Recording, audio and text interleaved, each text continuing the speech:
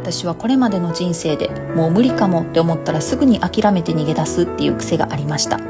結婚も仕事もほんまはもうちょっと頑張れたかもしれへんのに、自分の都合のいいように理由をつけて諦めてきました。でもね、思考法について勉強している時に気づいたんです。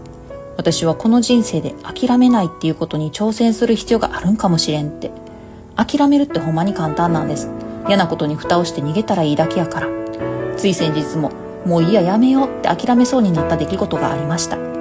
でも、いやちょっと待って、これは諦めへんに挑戦するチャンスかもしれんって考えたんです。できるだけのことはやってみよう、そう決めてとことんやり尽くしました。最終的にはやめるっていう結果になったんですけど、私にはやりきったっていう満足感が残りました。何が正解かなんかわからへんけど、私にとっては挑戦してみるっていう過程にすごく価値があるんやっていうことに気づきました。もし同じような経験ある方おられたら、ぜひコメントで教えてください。